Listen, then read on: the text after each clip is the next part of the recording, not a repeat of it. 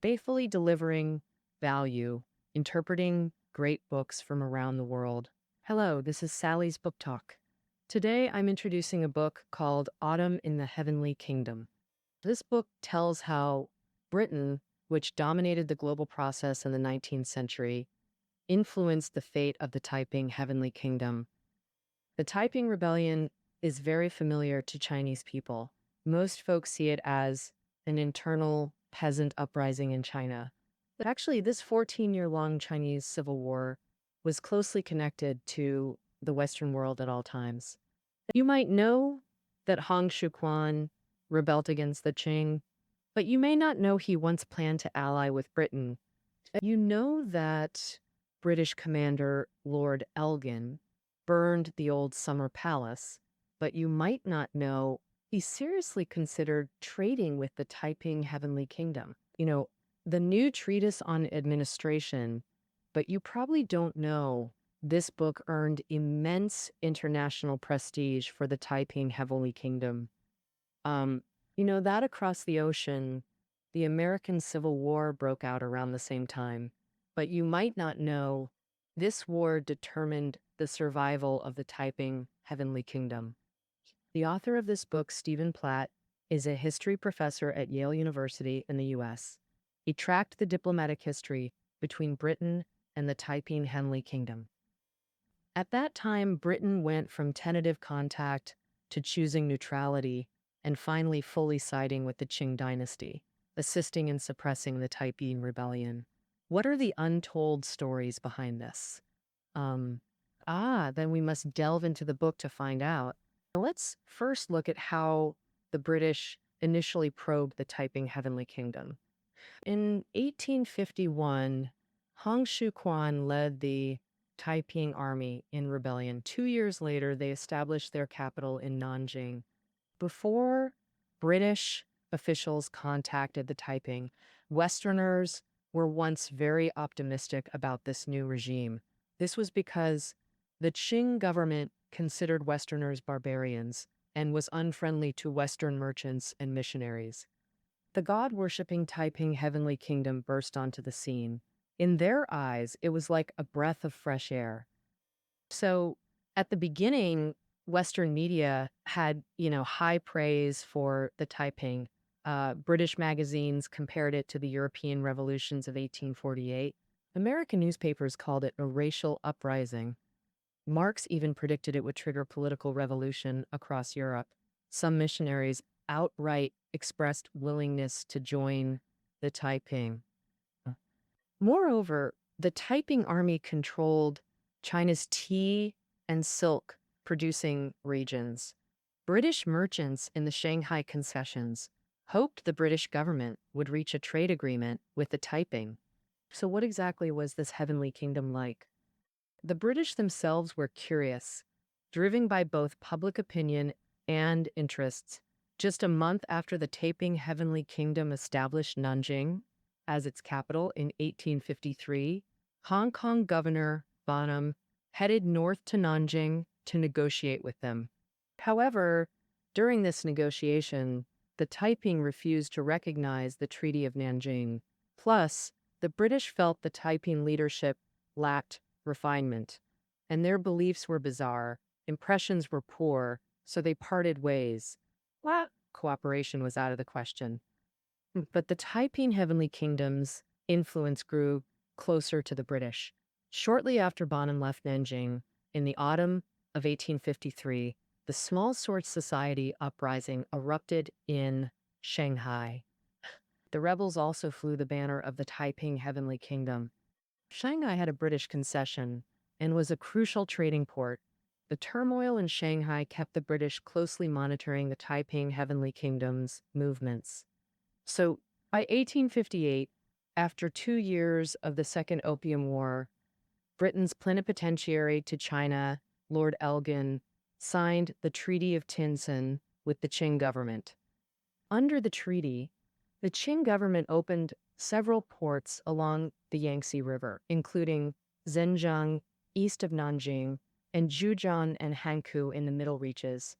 These ports happened to be battle zones where Qing and Taiping forces were fighting. At this point, Britain had to deeply and seriously consider its relationship with the Taiping Heavenly Kingdom. After returning to Shanghai, Lord Elgin sailed up the Yangtze River to observe the Taiping Heavenly Kingdom up close. In his view, whether the Taiping was worth cooperating with depended on its ability to protect British interests. On one hand, its military had to be strong enough, at least stronger than the Qing army.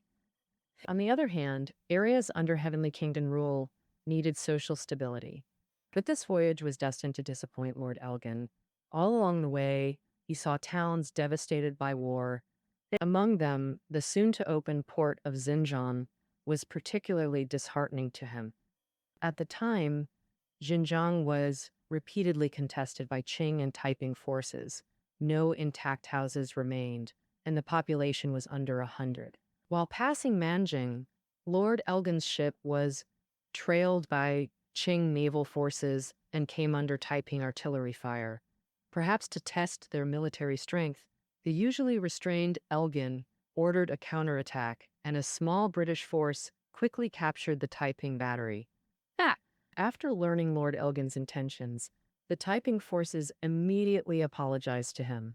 Hong Xiuquan personally wrote to Lord Elgin, calling him brother, saying they shared a common faith and hoping to form an alliance to destroy the Qing government together. But by then, Lord Elgin had already formed his own judgment. The Taiping Heavenly Kingdom wasn't qualified as an ally. He didn't respond.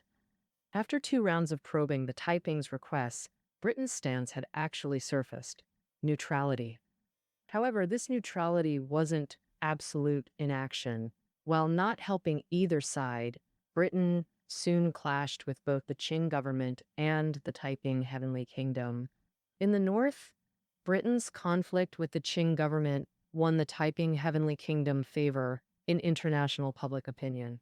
Meanwhile, in the south, Britain also clashed with the Taiping. This involved prejudice as well as practical concerns over the Shanghai concessions. Let's first look at the situation in the north. Just as Lord Elgin was observing the Taiping along the Yangtze, his brother Bruce was leading a British-French fleet to China to exchange ratifications of the Treaty of Tianjin with the Qing government.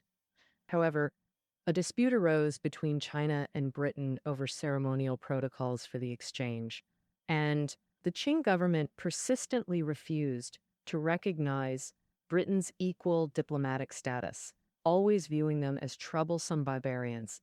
They denied the British entry to Beijing. Bruce arrogantly started a war, but was defeated by the well-prepared Qing army. With Bruce failing to complete the exchange, Lord Elgin had to step in again. In 1860, the humiliated and furious Anglo-French coalition returned, advancing all the way to Tongzhou on the outskirts of Beijing.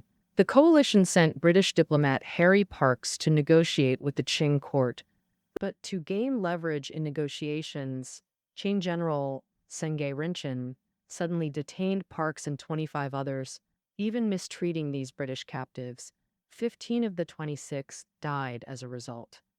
Senge Rinchen's foolish move gave the Anglo-French coalition a pretext. The coalition then fought their way into Beijing, set fire to the old summer palace, while the Xianfeng emperor fled to the Chengde mountain resort, abandoning his brother.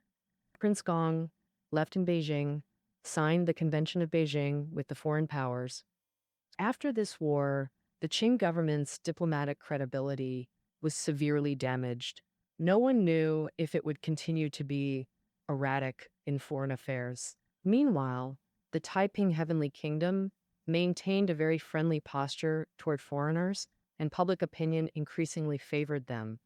In 1859, Hong Rengan, Hong Xiuquan's cousin, came from Hong Kong to Nanjing, where he was infefted as the Gone Prince and put in charge of the Heavenly Kingdom's government. Previously in Hong Kong, Hong Rengan had gained some renown among foreign circles. After arriving in Nanjing, he drew on his experiences in Hong Kong to propose the new treatise on administration, This was the first reform proposal in Chinese history to adopt a global perspective. The new treatise on administration primarily covered three areas. First, implementing equal diplomacy with Western nations. Second, he firmly believed Christian faith could strengthen the nation. Finally, he proposed developing an industrial economy, implementing modern rule of law, and freedom of speech. Moreover, Han Rengan also formulated a plan to conquer the entire country. A key part was gaining foreign support to provide steamships for the Taiping army. Han Rengan's enlightened proposals quickly received responses. In 1860, foreign newspapers introduced Han Rengan's ideas, sparking huge reactions. Representatives from nearly all major British missionary organizations jointly wrote to the British Foreign Secretary, urging absolute neutrality in China's civil war, at least not siding with the Qing. Lord Elgin, who signed the Convention of Beijing, repeatedly stated that Britain could recognize the Taiping Heavenly Kingdom if they agreed to continue opening ports per the Treaty of Tientsin and recognized British interests along the Yangtze. It could be said that by this time, international opinion was shifting in favor of the Taiping. However, in Shanghai, 300 kilometers southeast of Nanjing, not all British were leaning toward the Taiping Heavenly Kingdom. The top British official in Shanghai was Bruce, who had been defeated in the north. He distrusted Chinese and naturally disliked the Taiping. In Bruce's view, all Chinese were dishonest. Han Rengan's open-mindedness was just a ploy to gain international recognition. Moreover, he firmly believed Chinese strongly identified with Confucian ideals and hated the West. Han Rengan's ideas had no support among Chinese, Bruce argued, so the Taiping held little diplomatic value. In summer 1860, Li Shucheng led Taiping forces toward Shanghai. The Taiping didn't want conflict with foreigners. Li Shucheng specifically wrote to foreign consuls, stating Taiping forces would only occupy Chinese-administered areas of Shanghai, not enter concessions, and wouldn't harm foreign brothers. But the stubborn Bruce didn't open Li Shucheng's letter. He arbitrarily decided to recruit troops to protect all of Shanghai. Throughout this conflict, the Taiping army never fired a single shot at foreigners. This sparked outrage in Western public opinion. In the media sympathized with the Taiping forces, condemning the Anglo-French coalition's brutality. The New York Times even featured Taiping news on its front page. The 1860 Far East situation was remarkably delicate. The same Anglo-French forces, elder brother Elgin fighting the Qing in the north, younger brother Bruce battling Taiping forces in the south. Even the Times noted, generally when a nation splits, foreign powers ally with one faction, yet China's politics defy all norms. What made Britain act so contrary to reason? Perhaps Lord Elgin's attitude holds the answer. In 1860, after Elgin entered Beijing and signed the Convention of Beijing with Prince Gong, he stayed in Shanghai's British concession for a month, carefully evaluating potential relations with the Taiping. He warned his brother Bruce not to comply with Qing demands to abandon Taiping contacts. Elgin believed neutrality allowed Britain to engage with both Qing and Taiping simultaneously. Whether through war or peace, Britain could profit. Ultimately, British policy boiled down to one word: interest. So when circumstances shifted in 1861, Britain again acted on self-interest, ultimately siding with the Qing. What happened in 1861? Two events, and Qing's fall began turning the tide against the Taiping and the outbreak of the American Civil War. First, understand China's Civil War situation. In 1860, Zhang Guofan's Shang army began besieging Nanjing. Meanwhile, at Anqing, the Yangtze's upper gateway, as the crisis deepened in 1861, the British fleet visited Nanjing. They agreed with the Taiping. Britain wouldn't attack if Taiping forces protected British interests in treaty ports. Additionally, Taiping forces wouldn't enter within 50 kilometers of Shanghai during 1861. The British negotiator was Harry Parkes, once detained by the Qing as a bargaining chip. Parkes believed Britain could accept the Taiping if they didn't obstruct trade. To lift the siege of Anqing, Taiping generals Li Shuchang and Chen Yuchang agreed to advance from both sides of the Yangtze River, jointly capture the weakly defended Wuchang and Hankow, thus controlling the middle Yangtze, a classic besiege way to rescue Zhao maneuver. Originally, Chen Yuchang taking Hankou on the north bank should have been a piece of cake, but Hankou was a treaty port with British folks around, so Chen hesitated. He asked visiting Harry Parkes for advice, but Parkes kind of warned him off attacking Hankou in a slightly threatening way. After that chat, plus Li Shoucheng's troops didn't show up on time. Chen Yucheng changed his mind mid-March, turned his army back to Anqing, trying to break the siege solo. The result? That fresh Taiping force got trapped in multiple encirclements by the Qing army. 2 months later, Li Shucheng finally made it to Wuchang on the south bank. He asked the British consul to contact the Taiping forces north of the river, but the British consul just ignored this request. Unable to take Wuchang and Hankou alone, Li Shucheng had to pull back. You could say Britain's neutral stance partly caused the Taiping's Anqing rescue plan to fail. In September 1861, Anqing finally fell. Nanjing's safety was gone. The war's balance tipped toward the Qing government. Oh, what a crushing loss. Taiping generals who'd held back before the British got totally fed up with Hong Xiuquan's pro-Western policy. Li Shucheng and others just stopped obeying Hong's orders and attacked the Jiangsu-Zhejiang area, which was super tied to Western interests. So that sums up the intense situation in China's civil war during 1861. That same year, across the ocean, the American Civil War broke out too. For Britain, China and America were its two most crucial overseas economic zones back then. The author notes that the lifeline of British industry was the textile hub in Lancashire. Factories there bought, 3/4 of their raw cotton from the American South, and nearly half the finished goods were sold in the Far East. And now, with the American Civil War, cotton supply from the New World became shaky. Costs rose, textiles had to hike prices, lost their edge, so British textiles just didn't sell. Besides cotton, Britain also bought tons of tea from China, with 2/3 sold to Americans. The American Civil War weakened that market too, throwing British foreign trade into trouble.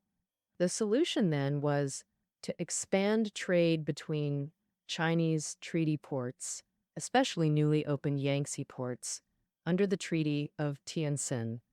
These undeveloped ports could potentially rescue Britain's foreign trade. Unfortunately, they were located in areas fiercely contested by Taiping and Shang forces. Thus, Britain seemed to have no choice but to cooperate with the Taiping Heavenly Kingdom, meaning at least recognizing their belligerent status.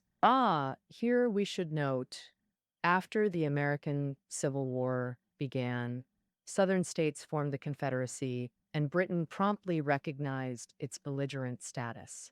This allowed the Confederacy to borrow from British banks and buy weapons, accept warships from British manufacturers. If the tapping were similarly recognized, a lucrative opportunity would be right there.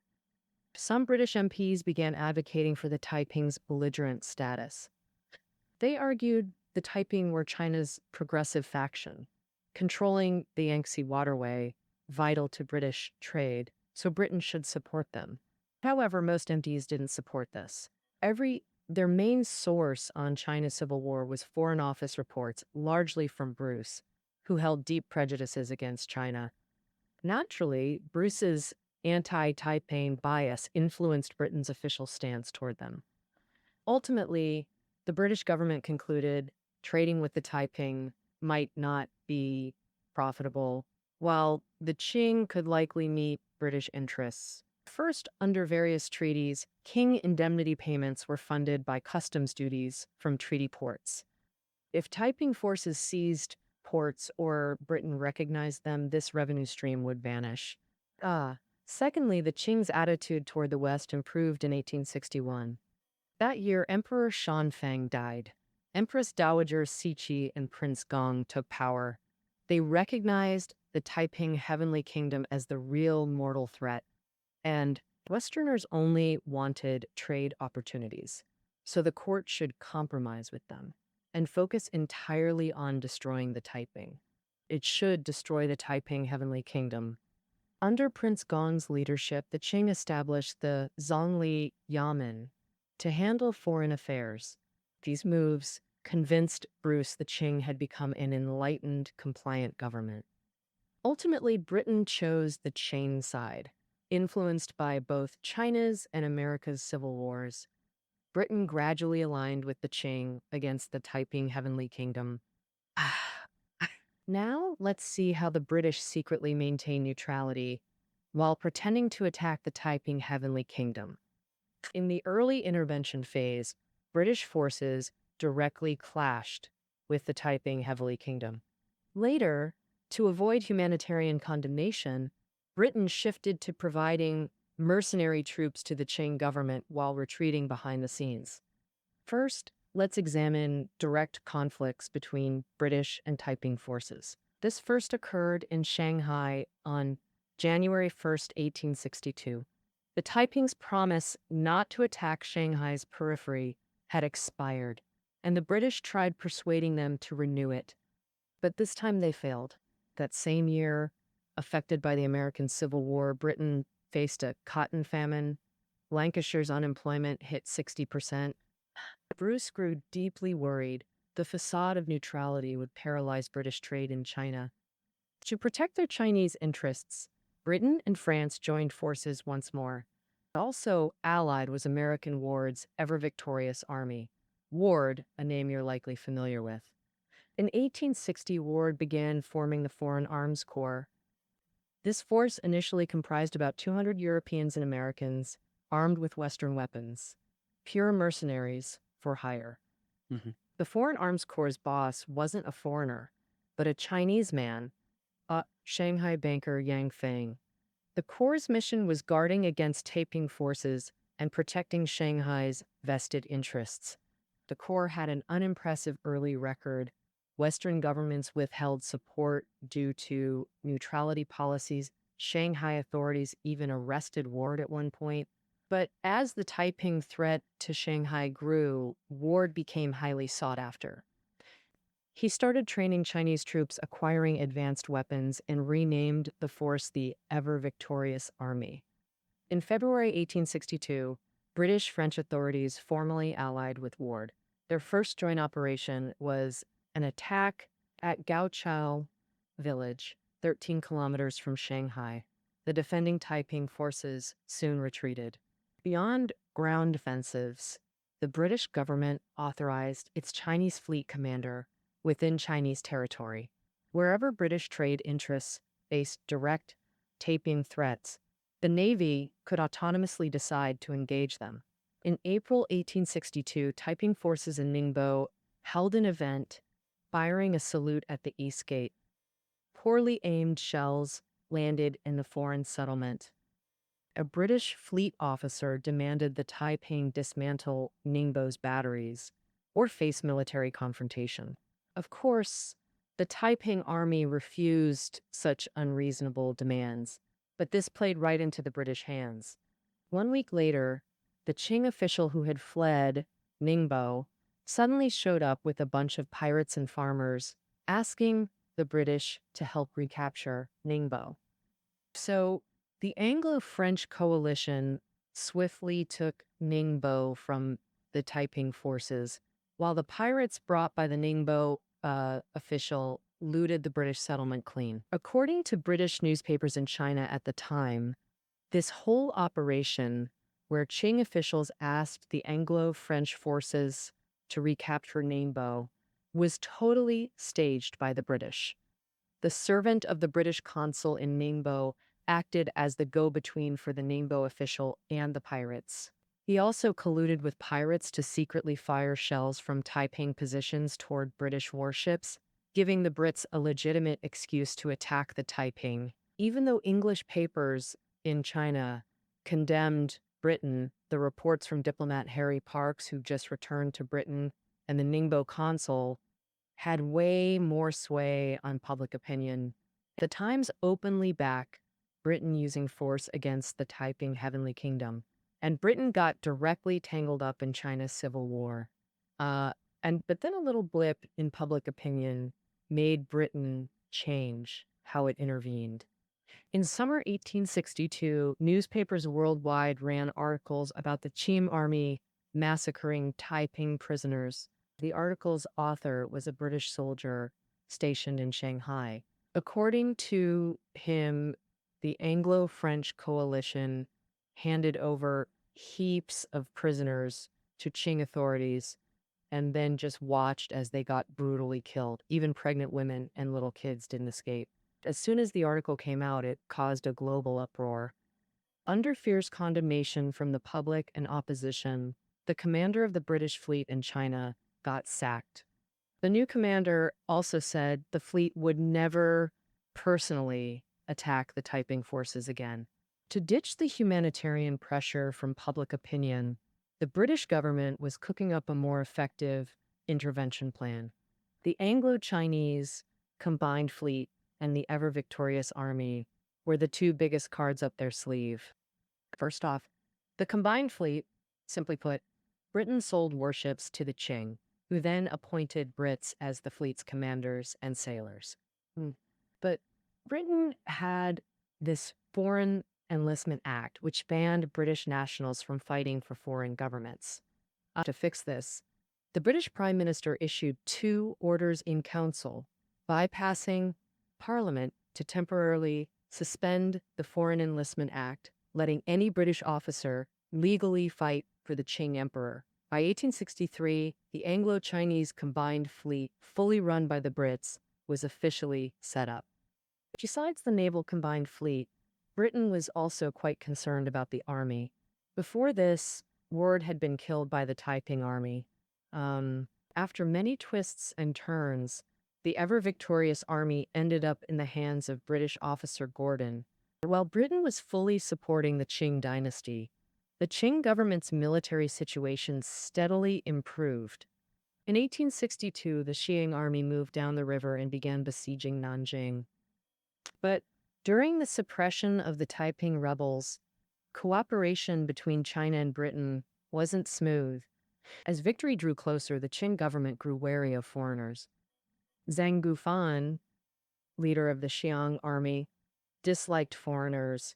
On one hand, he sent people to learn Western knowledge and independently develop new weapons to fight the Taiping. On the other, he distrusted foreigners, wanting them under his command to prevent independent action. For this reason, Zhang Gufan proposed bringing the Anglo-Chinese combined fleet under the Shang army's command, and the Zhongli Yanin approved his request. But this demotion from a national to provincial fleet made the British commander furious, so he resigned and left. The fleet was disbanded on the spot. The dissolution was due to status issues. Meanwhile, Gordon's ever-victorious army split from Li Hongzhang's Huai army over political trust problems. In December 1863, under fierce attacks from the Huai army and ever-victorious army, Taiping generals defending Suzhou decided to surrender the city. Gordon supported this and demanded Li Hongzhang guarantee the safety of the surrendering generals. However, after Li Hongzhang took Suzhou, he immediately executed the surrendering generals, infuriating Gordon, who felt he'd broken his word and saw Li as utterly shameless. Under Gordon's influence, consular officials from 10 countries in Shanghai issued a joint statement condemning Li's killing of surrenders. Gordon's abrupt break with Li ended direct military cooperation between Britain and the Qing. So why did this cooperation end so abruptly? The author believes that whether the combined fleet or ever victorious army, the basis for British-Qing Corporation was Bruce's wishful thinking. Bruce portrayed the Qing as an obedient, enlightened government, making Britain think they could use the Qing to steer the war and maximize their own interests. But facts proved such a foundation for cooperation simply didn't exist. The Qing didn't become Britain's puppet. Instead, they treated Britain as mercenaries. The disgraced British government, under pressure from domestic public opinion, had to end its intervention policy. But by then, the Qing government no longer needed foreign help. On July 19th, 1864, the Xiong army captured Nanjing, and the Taiping Heavenly Kingdom was completely defeated under the joint suppression by Chinese and foreign forces. All right, that covers Britain's actions after getting involved in China's civil war. During the Taiping Rebellion, Britain shifted from neutrality to intervention, helping the Qing against the Taiping to boost British commercial profits in China. But Britain actually failed to achieve its original goals. During the chaos, tons of Chinese merchants, wealth, and goods poured into Shanghai, driving up land prices and boosting economic prosperity. Chinese merchants along the Yangtze River hired ships flying foreign flags at high prices to transport goods and avoid attacks. But once the Taiping Heavenly Kingdom was crushed, all those benefits vanished. Foreign shipping advantages plummeted. Shanghai's real estate market crashed. The economy tanked.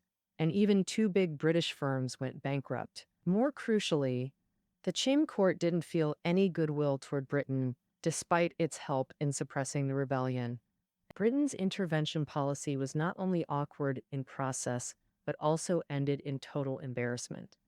By 1909, revolutionary activities by revolutionaries were everywhere across the Qing dynasty. Japanese politician Ito Hirobumi remarked that China's new revolutionaries were just finishing what the Taiping Heavenly Kingdom started. He firmly believed that if outsiders hadn't interfered with the Taiping Heavenly Kingdom 50 years earlier, it would have succeeded long ago. Ito Hirobumi also said, "The biggest mistake you Westerners, especially you Englishmen, made in dealing with China was helping the Qing court suppress the Taiping Heavenly Kingdom." That's it for interpreting Autumn in the Heavenly Kingdom. Its listening notes are below the audio, and we'll see you tomorrow.